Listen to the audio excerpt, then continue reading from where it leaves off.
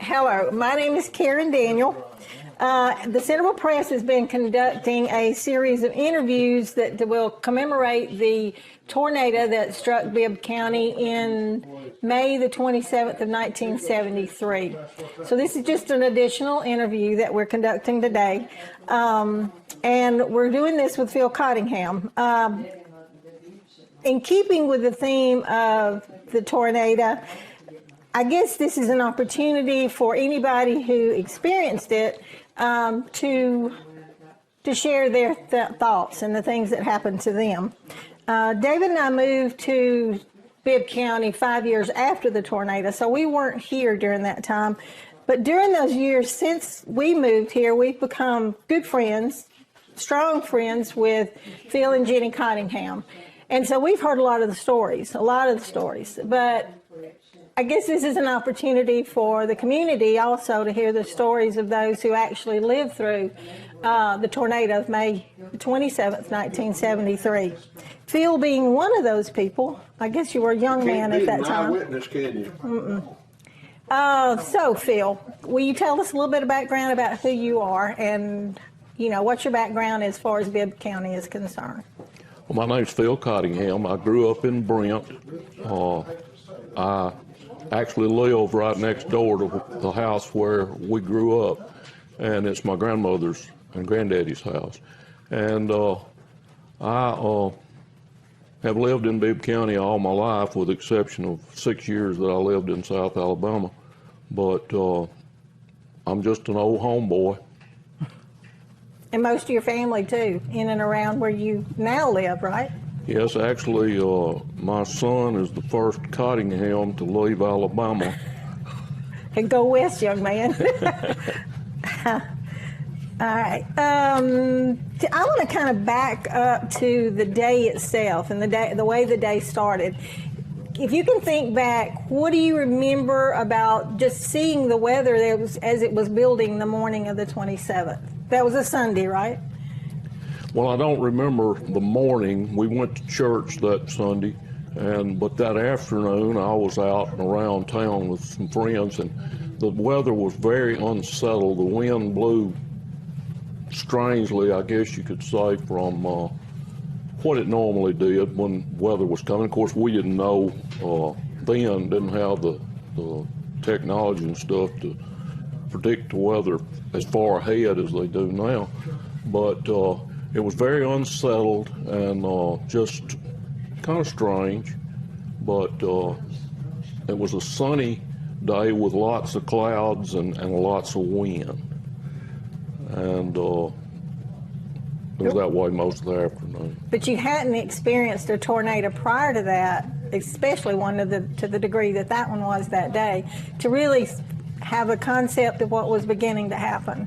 No, there'd been little tornadoes. We'd have little tornadoes, you know, and there'd be a few trees blown down or one house somewhere with the roof blown off or something, but not just mass destruction.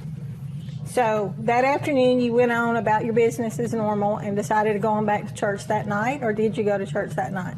Well, I was going to church. I lived in a trailer over on Burnt Corn Hill, and I was getting ready to go to church, and I had noticed back to the south, I looked out the window and there was a real black cloud, and it was almost time to leave, and I said, well, I better go on and go now because I'll get wet, you know, getting in church. So I locked up my trailer and got in my car and pulled out, and I got to the stop sign where Bear Creek Road, or County Road 1, runs into Highway 25, and the storm hit. And I mean, it was just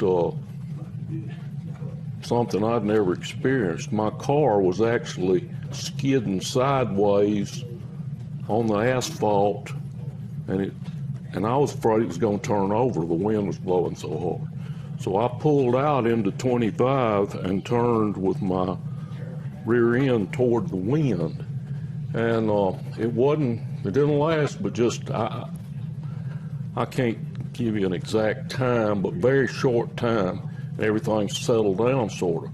Well, I was going to turn around and go back to my trailer and check on things, and there were power lines down in the road and trees and everything, and I couldn't get back that way. And I said, well, I'll go on toward Brent. And it was kind of an eerie thing because the sky was still dark, and it was raining, but not so hard you couldn't see what had happened.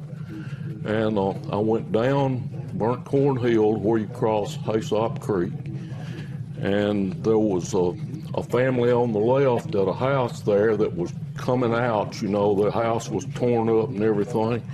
And I should have stopped, but I had in mind my whole family and my girlfriend, wife-to-be, Jenny, were at the church. And if, you know, this kind of destruction was everywhere, there's no telling what situation they were in. Came on up into Brent and past my mother and daddy's house, and I saw that it wasn't damaged very much. And my grandmother and granddaddy's house was not damaged that much, the house that I live in now.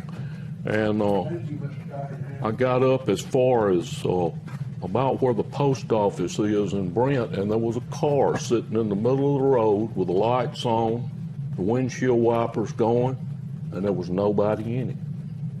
And this is like one of those movies, you know, where everybody vanishes but you. And there was stuff all in the road, you know. There were Olin Belcher Lumber Company also had an oil company, and there were empty 55-gallon drums just all in the road right there in front of their office. And I pushed some of them out of the way with a car. And I drove on up to about, well, close to the railroad track. I didn't cross the railroad track, and I just couldn't go any further in the car. So I just pulled over and got out and went toward the church. And when I got to where I could see the church, it just looked like, you know, where a bulldozer had gone through the church. And my heart just dropped because I knew my whole family was at that church. And got up there, and it was just chaos, you know. And got in, went around to the back and found my mother and Jenny. They were together. And they were okay, but there was people that were hurt, and just like I said, it was just chaos. And I found out that Daddy was okay, and that's pretty much, you know, up to that point, that's pretty much what I experienced to then. Was Steve there too? Was he at the... Steve was at church. He had been at church, and he had left. He was a senior that year in high school, and they were having I don't know whether it was a baccalaureate service or something, and he was gone, left church to go to Centerville to get his girlfriend, Carrie Lynn, who's now his wife, to bring her back to church. And he was in the car. He's probably already told you that. So he was north of the just site, north and of you the were church. South of the site, Yeah. both coming the same direction. Yeah. Well, your Aunt Ann had spoke the other day. She was on a recording as well, and she said that she was sitting outside in her car. So were there several people that might have been out in their cars? I'm not sure about that. I don't know of any personally. There was lots of damage to the cars. I remember one car was Miss Faye Dowdle's car that a 2x4 was driven through the fender of it just like you drive a nail in a board. Yeah. And the debris, the sticks and limbs and insulation out of houses and all that kind of stuff, it broke all the windows out of the cars, and all that stuff was inside the cars. And I don't remember specifically anybody else that was in a car at the church. Now, I think there was some different ones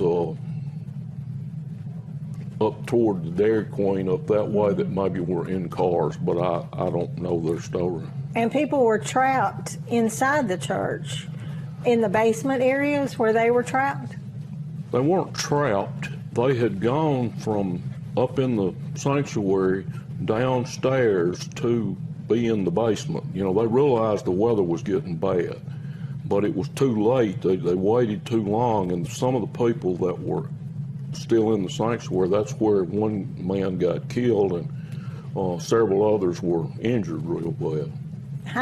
What did something fall on him that caused his death? Yeah. And Miss Faye's injury was caused upstairs or downstairs? I'm not sure exactly where she was. It wasn't. I don't think it was downstairs. I don't think she had gotten downstairs, but she had a piece of concrete that went through her thigh, just like a piece of shrapnel or something, you know, and just went through her leg. And I remember seeing it when they were at the hospital, and it was an awful wound, and she eventually lost her leg because of it. Yeah, and you've told a story of transporting her down to Perry County. I think Steve went in detail on that this morning. I don't know if you could add to that or not, but I know you had told us in the past that that was the only way y'all could go to get help, was to head toward Perry County. Is that correct? Yes, and actually it was Steve that transported Miss Faye. I had Miss Pauline Hunt and Mr. John Oden. Miss Pauline was in very bad shape. She had a bad cut from a piece of glass on her leg, and she was bleeding bad. And Mr. Oden had some injuries, but not life-threatening. But we didn't know at the time. The only way we knew to go was south, and had we known otherwise, there was a way you could have gone just a short distance, and things were open. We could have gone to Tuscaloosa, but there was no communication or anything. We didn't know how far in that direction the storm had done damage, because it seemed like where we were that it was just the whole world was messed up. But in the meantime, in the interim, I guess you would say, between me getting to the church and then us carrying people to the hospital, we went down to the lumber company, Old Belcher Lumber Company, and looked for machinery to clear the road out, because you couldn't drive any further than I had driven to begin with. And we got a forklift and a front end loader, and just push debris out of the roads. You know, you just push till you couldn't push anymore, and push it to the side, and then back up and go at it again to clear the road out to the church, where we could pick up, you know, get people and leave with them. And it was sort of strange. Barbara Roy Elam was a county commissioner at that time, and he had gone to the county shop and got a front end loader, and I had a forklift from the sawmill, and we almost collided with each other in the middle of Brent down there trying to clean up stuff. But it was just Were y'all not worried about hot lines? Were the power company? Well, you know, at that time, you just didn't think. You just didn't. Wasn't thinking real good, probably, but you know, everything was down so much, it was pretty much certain that the lines were dead. Somebody made a comment about worrying about us running over bodies or something, but you know, I don't even remember thinking about that. But thankfully, there were no bodies. So, do you think the people in Perry County were alerted that you guys were bringing hurt people down? Were they ready for y'all? I mean, a small hospital like that. There wasn't any communication. You know, there were no cell phones. There was no landlines at that time. You know, we just, I remember when we got to Perry County to the hospital, somebody mentioned that they had heard on the radio or TV or something that there had been a tornado in Brent. And that was the only. So maybe they were somewhat prepared. They were. Well, I don't know that they were prepared, but they knew. You know, it wasn't like today when you call Druid City and say we're bringing some bad hurt people to the emergency room. You couldn't do that back then. Yeah, 50 years ago was. We were all significantly younger, weren't we? Well, and the days following the tornado, because I think Steve had said that he'd gone off to college then in the fall, but you were still here in town at that time, right? Yeah. So in the days that followed, how long would you say it took, and just how much manpower did it take to get y'all back up and operating as a city? Gosh, I don't know. I know it was a couple of years before some of the businesses got back up and going. You know, like the grocery stores and the drugstore and things like that. They got the service station. Brent service station was sort of the gathering point for people there, and especially the young guys in Brent. Where did the Brent service station at the Y, or where was that? No, right there by the bank. Oh, okay.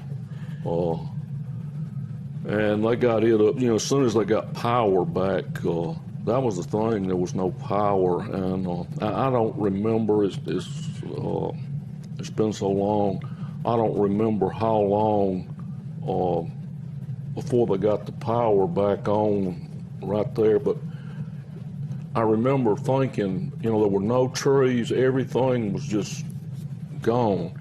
And the power company came in and put up poles in a hurry, you know, to get things done. And some of them were crooked and leaning and things. And somebody made the comment that didn't look too good, those crooked poles. And they were corrected that we were glad to have poles, period. Yeah, crooked or not. Yeah. So, and you mentioned, I think you mentioned the Holyfield. So was Wayne's daddy the one that had that grocery store at that time? Yeah, and Wayne worked with him there. Okay. So, and who else was along that way? Or was it a Meg's drugstore there on that same strip? Well, see, everything was out on the highway, on the main street. It wasn't back like it is now. Okay, so that's not the grocery store that was hit. No, none of the building. There's only one building there in the what you would call downtown Brent that exists now. That was. Which one is that? That's the one. It was Ward Tractor Company, and then it's been a feed store and several different things, but it was right beside the railroad track when the railroad track was there. It's on the corner where you turn to go down toward the prison.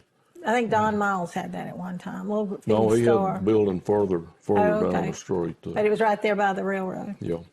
There was Hunt. It was actually a Hunt drugstore that Dr. John Megg's daddy operated, and the reason it was Hunt because he took it over from his father-in-law, Mr. Hunt.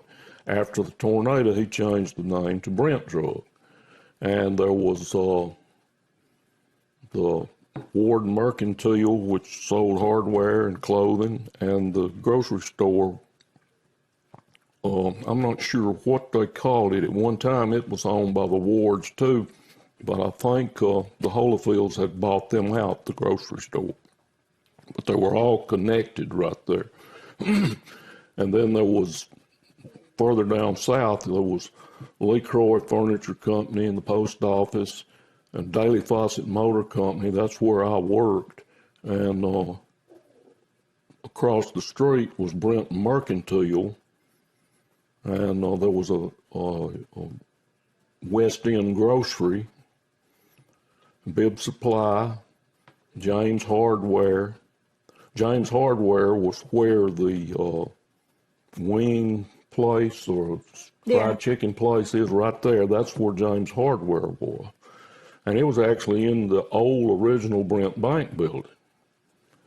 And Bibb Supply was joined on to it going down the street there. So none of those remained except that one building you mentioned. The rest of them were all. Well, the Lee Croy building and the post office do. I said they weren't, but they weren't damaged as much as the stuff down, you know, in the main business area. Well, y'all had showed some pictures. David and Mike and Steve had showed some pictures that you've got laid out here. But one of these in particular, I think, is your trailer. Is that correct? Yeah, that's correct. When I finally got to go back to my trailer that night, I realized that it was gone pretty much. it was turned upside down. The walls and roof and everything blew off of it, and turned the floor if you can upside see down, it. so the wheels were sticking up. That one right there. Yeah. And I think these are all going to be printed in that, and that what y'all are doing. What number is on that? Go ahead. 16J. Okay. That's not much to that trailer. Not much at all. No, and the quilt that was on my bed stayed in a tree somewhere there. I guess it's that tree right there until it just rotted out of the tree. You couldn't get it down. I mean, It was the least of your worries at the time, right? Do you still have that quilt? No, like I said, it stayed up there Till it rotted away. There were some strange stories at that trailer park. There was a trailer right where you turn in off of Bear Creek Road that Rudy Hayes lived in. You might know Rudy. Remember Rudy Hayes, I Mike? don't think so. Was that trailer park there then? Prentice trailer park? Yeah. And they got behind the couch to protect themselves from the storm. They were in the trailer. And he said they pulled the couch out, got down behind the couch, and he said they felt the trailer go off of the blocks. And he said then right behind them, the wall separated from the floor, and they slid out on the ground. Oh my gosh. And the rest of it blew away, and they weren't hurt. That's amazing. Now, there were 5 people, is that right, Mike? There was 5 people altogether that were killed? 5 died, yeah. Yeah. Where were I know one was in the church. Where were the others at? Mr. Tom Green was one. He was at his house? He was at his house over behind where my mother and daddy lived, but there are some houses just beyond the Brent project, and he lived there. And he was the old guy that was the last blacksmith in Brent. Oh, really? And what another thing that strange mentioning him, I knew some guys from Perry County that's last name was Green, but I just didn't put together the connection that they were related to him. And that night, about midnight, we were down in Brent doing something down in town, and I ran up on one of those guys from Perry County, and he asked me, he said, have you heard anything about his, he didn't say granddaddy, he called him by name. And I said, yes, he died. I said, we were at Marion Hospital, and somebody else brought him in, and he died while they were getting him out of the car. I said, and there I had told the guy that his granddaddy died just standing in the middle of the Brent in kind of a cold way, but I didn't know. Didn't have a clue who he was. Who he was. And always felt bad about that. Have you seen him since then? Oh, yes. And I pretty much mention it every time I see him. Because I did. I'm sorry that I said it like I did. Well, I'm sure these interviews, along with all that they're doing to commemorate, I hesitate, you can't say celebrate, commemorate the day of the storm, is bringing back memories, I guess, to a lot of people. It stirs thoughts that you hadn't thought about before. Can you remember people that you've had conversations with in the years since that brought something to mind that you didn't know at the time, and you think, I had no idea you lived through that and what it was like for them? Well, no, not really. Most of the people that I've had contact with, we talked shortly after things happened, and I'm sorry I didn't sit down and jar my memory about that, but I think why I bring that up is one thing that David and I were aware of with Mr. Dale Black and being in church with him there, and if I'm not mistaken, he had just taken on the position at the weather station, which hadn't been built long before this happened, had it? no. And he had come here, I guess he was a meteorologist, and he was actually at the weather station. And so he had some interesting stories to tell. I wish he was still here for more reasons than one. I wish he was still around. Yeah, But he could, I'm sure, share what actually happened out there on that hilltop. From what I understand, they lost track of the tornado right before it hit the weather station. It was low under the radar. But I've heard him talk about it, but I don't know specific details. And I also have heard James Spann in some of his testimonial times talk about him being a young teenager and how impressed it was. The impression it made on him is what took him on into the field of his career has been. I think he came with some people to do some cleanup work or something. He came very shortly after the tornado. I never met him, never crossed paths with him at that time, but I've heard him talk about that. Yeah. Well, it was a day that shook everybody. David and I were living in Silicaga at the time, and as tornadoes do, when there's one, there seems to be a path of them that crosses the state.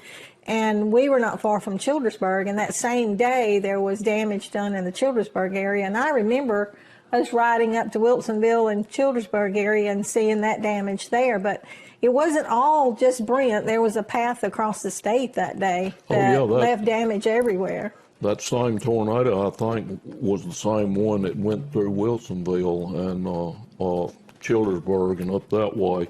It seemed like it hop-skipped across the state. It was kind of strange how it was almost like it would hit something and it would jar, it would slow it down for just a moment, because just like Mike's granddaddy lived right there down from the church, and it destroyed the house on either side of him, and I don't know how much damage it did, but it didn't destroy the house. It was fixable.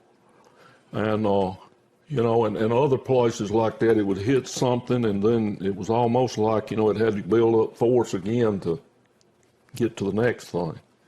My dad said that he was out in front of the church when it was coming, and they didn't even know it was coming, And he said he looked up in the sky, and you know how you see paper or something blow up in the sky with what we call a whirlwind. And he saw something up there, and he got to looking at it, and he said it was a piece of roofing tin.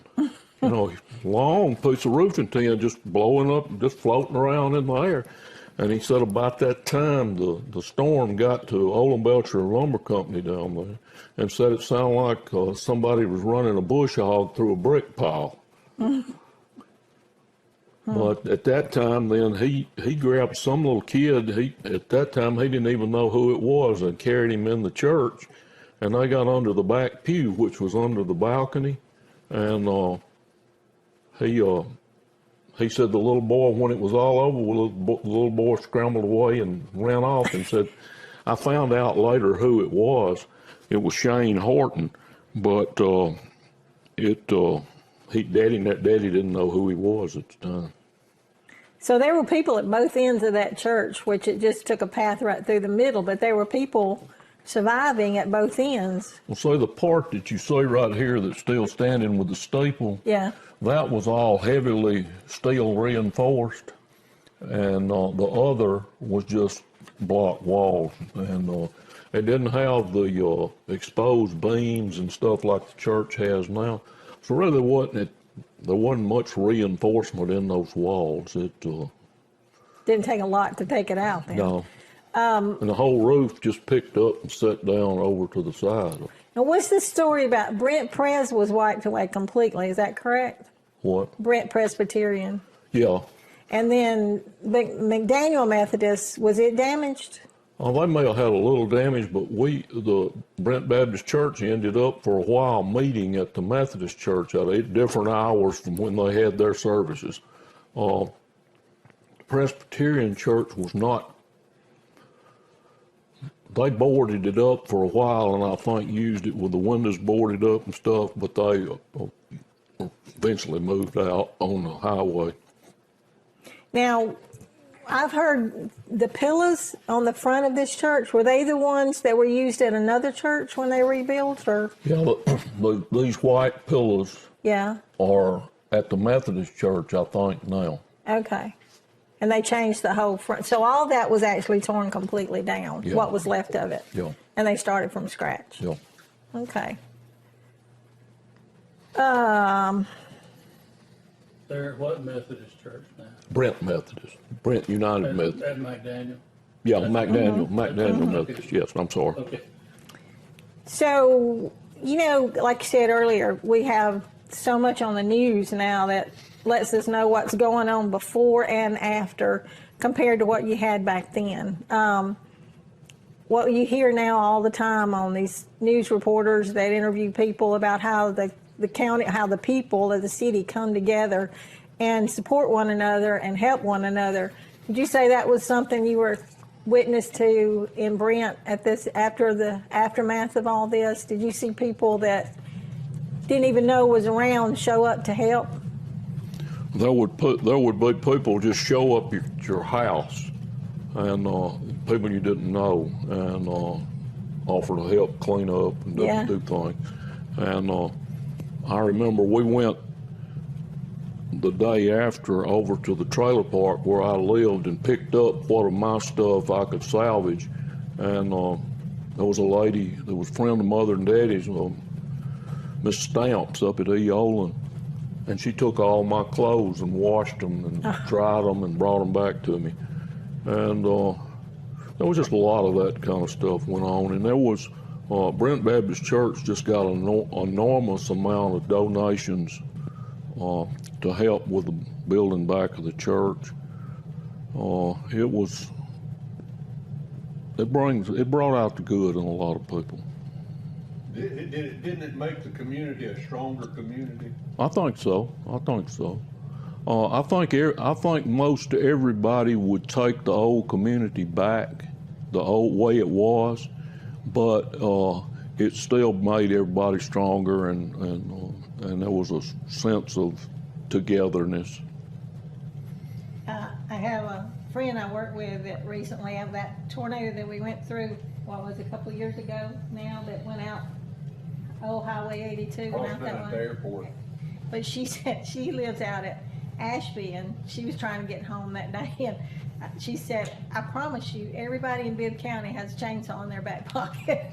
Because she said you go down the road and everybody's out with a chainsaw. So I guess that's a good thing. When you live in a small town, you tend to help each other. Maybe you do in big cities too, but I think the good in everybody comes out when there's a disaster, and people try to help each other as much as possible. It's so funny looking at these pictures. I remember a lot of the vehicles that are in these pictures. That was a Brent police car right there. And all these vehicles right here were at Daily Fawcett. That's That was new cars?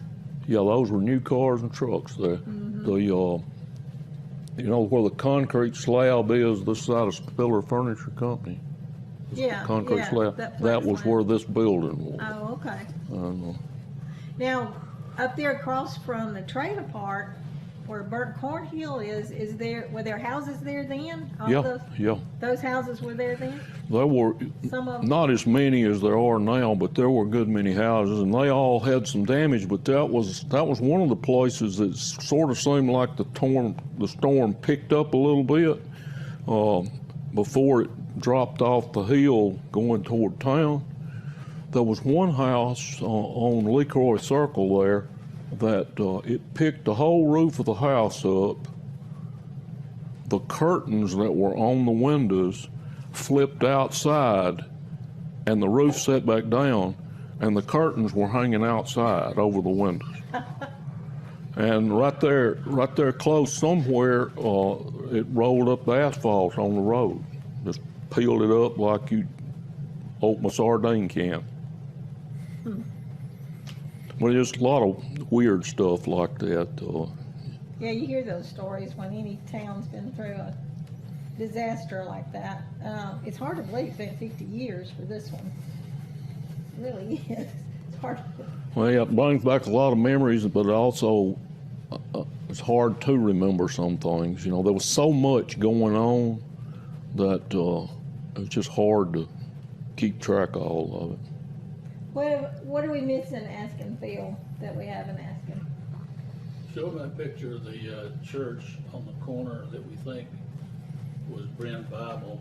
See if you recognizes that one. On the corner of this one? Oh, that old, Well, look at that, the one that's covered up right there. Oh, this one? Yeah. Up at yeah, the top. that's where Bible Methodist Church is now. Is that? Yeah, they called it, I don't know if it was Bible Methodist at that time, they called it the Tabernacle. But now that was not destroyed by the tornado. It was not? No, the church that's there now was still, it was there then. I don't remember this building, I've just heard folks talking about it. Okay, you don't remember it during your lifetime? No. As being there, right? No, it could have been when I was little, but I don't recall it because, see, it was right across from the Brent School playground, and Right. it was not there when I was in school. Me neither. So, Was I've never seen that building. was Brother Vernon the pastor here then? Was he here then? Yeah, Steve's probably daddy? so. Yeah, he would have So been. Steve would have been there at the time of the tornado too, probably? Yeah, he would have. Steve would be a good one. He would have been still in school. Yeah, he Is would. he younger than you? Yeah. Yeah, he's several years younger than me. But that picture, I'm pretty sure. No, this is the old Brent Baptist Church right here. But that one was before the one that was destroyed. Yeah, yeah. So this one was. This one was still torn there? down. This one was built. No. Yeah, this one was built, and then Yeah. storm blew it away, and we got the one that's there now. And I guess that's the old Presbyterian church. Where did these pictures come from? I don't know, David. I believe Ain't Ann? I believe that's where they come. Okay. Most of them.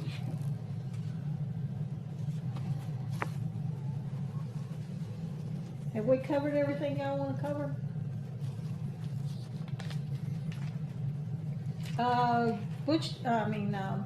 Phil had some recommendations. Butch Huey, I think you said, might be. Somebody told me just recently in talking about all this that he was on Wheeler's Mountain and saw the tornado from Wheeler's Mountain. Now, I have not heard him say that. He might be a good one to contact. I gave Lynn his phone number. Oh, you did? Good. Well, she'll make contact. Who else? Y'all thought of anybody else? I would like to, and I've asked Lynn to see if she can get in touch with Brent Belcher, see if we could get him to come in and tell what he knows and recalls of the event, because quite a number of people worked there, Yeah. and it was a big operation that was blown all over the place. I'm sure Yeah, so. they were just completely shut down, for a long time. And you mentioned the Holofields. Wayne, how old was Wayne probably at that time? Is he younger than you? No, he's older than me. He Okay. was, let's see, that was 73. I would have been 20, 21. He's about 23 or something. He was, no, he's probably 6 years old. He's in my class. He's, Oh, what? yeah, he's old as that guy. So he's probably a good one to talk to too, if y'all haven't contacted him, since that was his daddy's business and all there. Preston James would be a good one. He don't like to. We picked at him by a little bit. He don't really want to do it, but you ought to pressure him a little What he bit. indexing? Tell him we're paying twice as much as we're paying you. I'll tell him that. Was he and Dexine married at the time? Yeah, Well, Dexine, she might talk to you. She might, yeah, she might. she'd be a good one. Instead of getting 1 0, he'll get 2. Anything we hadn't covered you want to tell? Your brother was a little more long-winded than you are. Really? Well, he was like Manus. He's just like His me. sentences were like 25 words, and it took 3 minutes to get them out. Well, he experienced up to a point. After a certain point, we experienced the same thing. Yeah. But as the storm was hitting, he was experiencing totally different stuff. That story of him in the car and it turning around, and when it stopped, he thought it was pointed one way and it was pointed the other. And it's a miracle he's alive, because the telephone pole almost fell on him, and That's right. and I How have. did you get to Marion to the hospital with 2 flat tires on your car? Well, the good Lord kept the air in them, that's all I can say. They were flat when I went out to get in it to go back home, come back to Brent. And I had a spare, and the spare in the car Steve was in, which was my mother and daddy's car, was the same. They were both Chrysler. Mine was a Plymouth and his was a Chrysler, but the spares fit. But now your mom and dad was the one that the windows were blown out in, that he traveled down there in? Yeah. The back glass was broke out of. Oh, okay. I thought, used to it was terrible between Brent and Marion, the highway patrol, patrolled that. And the only night that you really wanted a highway patrolman, there wasn't one there. They were all home and staying out of His the car the back glass was sucking the water in, and he was getting inside the windshield, and the windshield was wet on the inside, and he couldn't see. And I kind of realized what was going on, and I passed him so he could follow my tail lights. But, and I don't know exactly how much time lapsed between the tornado actually hitting and us leaving, carrying people to the hospital, because a lot went on in between time, as far as getting the road where you could get it and getting the car cleared out so you could get it, and there was just a lot of stuff going on in a hurry. Well, since you're saying it that way, what we're gonna put on the front page of the brochure is the clock, and it stopped, and we're gonna title it "The Day That Time Stood Still." And it kind of did that, didn't it? It kind of like everything just kind of froze. Sort of. And all of a sudden, hours are passing, and then they seem like minutes, or minutes are passing, and they seem like hours. I don't mean to make this sound like I'm trying to compare our situation to a worse situation, but in a sense I am. It was Brent's Pearl Harbor. And, everything just was chaos in a sense, but everybody took responsibility and did things. And Everything was a that mess. had been stable and what you were used to was totally disrupted in a matter of minutes. Nothing was the same. Nothing that was normal is normal anymore. No, and you still catch yourself doing it sometime, comparing things to before and after the tornado. Yeah, I've heard some people say that. It was unusual for us when we first moved here. Like I said, we'd not experienced anything like that. We came in '78, and one little announcement of bad weather and everybody was hunkered down. And Dave and I hadn't experienced tornadoes, and it was just like, why is everybody so concerned? But after an event like that, that shakes your whole foundation. You choose a different path at that point. One Wednesday night or Sunday night, I don't remember, we were at church after we had come back to the church and got the basement to where we could have church in it. We met at the Methodist church, and then we met at Brent School for a while. But then we got back to the basement, having church in the basement. And one night, it was a night service, and it was rainy. And the air conditioning wasn't working, so they had the door open, and there was a train coming from toward Eolan up that way. And everybody in there was just like, you could hear that train, and it was getting closer and closer. And then all of a sudden, the whistle blew. And everybody, but there, a lot of stuff like that. And everybody went to storm shelters and everything every time a cloud came up for a long time, and it kind of gradually wore off over time. But Well, this last one we had a couple of years ago, I've seen more and more storm pits being built since that one. Even people take it more serious than they once did, maybe. And Well, y'all never knew my granddaddy, but he was more of a I've heard he was a character. character, I guess you could say, than I am. And don't record. Jenny's parents were at their house, or were they? Yeah, I think so. Jenny's grandmother lived up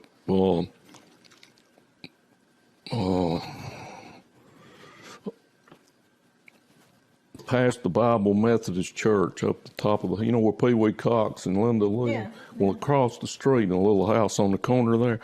So I got her to her grandmother's house. And they came and got her from, they could come around. And I don't remember a lot of, I don't know, I think they were at home, but I'm not sure. What were their names? Willard and Carol Schultz, Oh, that's Willard's, her grand. her daddy. That's his my- father-in-law. I'm his favorite He's son-in-law. finding out all kinds of stuff. He found out from Steve that Ann was. And he's old buddies with your mom. Yeah, I knew that, but I didn't realize that Jenny was their child. Who'd you think she was? Well, I didn't know. I was sitting around asking that.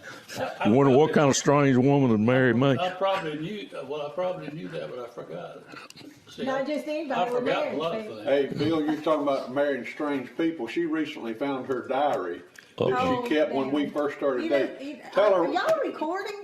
Stop. I want my friend. What's this got to Phil do with the know Brent what happened. tornado? Was I have anything? no idea. Tell Phil what you wrote in the diary after we had our first date. I have been culling out old stuff that I don't want my kids to have. And have burned a few things. So, but the one particular one that I saved, I have this long written information about what we did the night I met him. And then in capital letters at the bottom, I put, he's an idiot. She married the idiot. He knew it right up front. No. She got no Doesn't say excuse. much for me, does it? When we were going through stuff down at Mama's, I found all my old report cards, and they're gone too. You burned them too. Justin, That's don't make me probably a say- good thing if the report cards are gone. Oh, man. What would you change about Brent right now if you could go back and make it different? Put it just back, just like it was 50 years ago. That's where your You loved it, didn't you? But that's where your childhood memories are. I would do the same thing to my little community, and it's not there anymore. But when your childhood memories are planted there, that's what she. Well, it just changed everything. It just sort of it's likened to taking down all the statues and historical things and stuff like that. History's not there anymore. Except Not always progress either, is it? no, it's not. You have pictures, don't you, of the inside of the Ward Mercantile, don't you? And to me, it's awesome just to see those old stores and how they used to operate and how anything you needed, you could get there if you.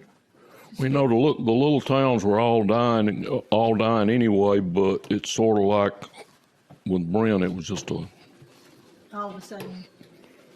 and they survived a good while after that, but it's not much there now. And there were people that wanted to move everything out up there where Walmart is, and nobody wanted to do that, and that would have been the best thing to do. And let's don't get into the Centerville Brent thing. Well, but the 4 lane wasn't there then, was it, where Walmart is? He built it. No. That 4 lane there wasn't. Phil Cottingham built Highway 5 through there. Part of it helped. But that wasn't We'll there on the show. But 82. Now that wasn't where they were going to do it at the four-way stop. It's where not up there where Walmart was, because the 82 was not The old 82, the old 82. where the That was roundabout is. political. The Well, that was another thing talking about political. When they were trying to get government help and stuff, the Republican representatives and stuff and the Democrat representative stuff wouldn't fly on the same airplane to Washington together. now the log building is Juan's now, that used to be Willard's Army barn. It wasn't built then, it No, he built it in 78 or 9, somewhere in there. later, yeah, something like that. 70, 78, 77, something like that. And the Brent Presbyterian Church wouldn't have been there because it was built after the tornado. Yeah, I don't. Somebody who didn't grow up here, though, it's kind of hard to imagine where all that stuff was. I think that's one thing David loves about the old pictures, because he can see then. Well, the what those used to Presbyterian look Church like. is right where Indian Rivers is. Oh, now. okay, where Dr. Conway's place was, where the chiropractor office was. Yeah, he had it. I guess he bought it from the Presbyterian and built his building, and then I guess Indian Rivers bought it from him. I don't know. What about the house that's, didn't Brother Bob buy that house at one time? The old, has it always been right there, the old Yeah. house, right in front of Jan and Walters? Yeah, that was Miss Mattie Murphy's house. That was Thomas Elam's grandmother. And it didn't get damaged, or probably damaged Must some, it, but it may have a little bit, but not much. must have been Not a enough stout to one. change anything about it. That was another thing, like I said about Mike's daddy's house. There were some houses real close to a lot of the bad damage that somehow didn't get damaged. Macmillan Street didn't get a lot of damage, did it? Because that's where Butch and Judy lived.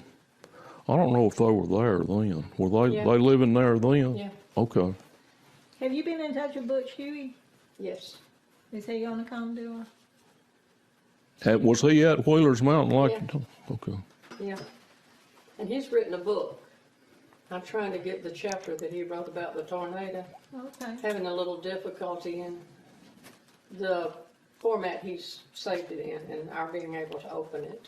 Oh, okay.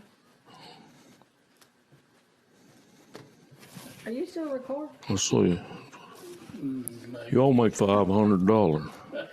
I need you before you leave. You can write it off on your taxes. Are we supposed to have some kind of finale to this thing? Yeah, You yeah, know, sum it up. I'm sitting here looking at you, you got that hearing aid in your ear, your brother had a hearing aid, your dad had a hearing aid. I didn't know my brother had them. He finally stepped up and got him one. I noticed that, and I'm just wondering why the Cottingham family all have to have a hearing aid. Is it because y'all don't ever listen? No, it's because we listen too much. Oh, It's coming stuff we hear. Okay, how are we supposed to wrap He it up? hears everything. Thank you. Well, for you have coming. to sum it up. You're the closing. you have to thank this You're man. gonna take out some of these pieces. You have to thank this fella. Do we sing "Y'all Come" or anything like that? Jim folks. Amazing Grace. How about when the rollers called up yonder? That's Well, what we y'all all, thought. we all get to heaven. Well, okay. Thanks, Phil. Appreciate you coming and doing this, because, the more that the press has gotten involved in this, the more I realize that the memories that people have will all be gone if people don't record them in some way or put it down on paper or something. Because I'm sure you shared all this with Justin and Allison, and they heard you tell the stories. But it remains in their court now to pass it on to their children unless it's written down somewhere, right? What is that you once said when I say, I'll never forget the day? Better look out. Something's coming at I'll you. never forget the day. Here comes Phil with another story. One reason I wanted to interview you today is because I feel like we have a good relationship. Jenny and I and you and David, and we've had some fun times together, and we have listened to your stories, and I think they're pretty awesome. That you hang on to that part of your life. There goes your phone. I'm sorry. I thought I had it turned off. That's his press agent. Alexander Shinar. Yeah.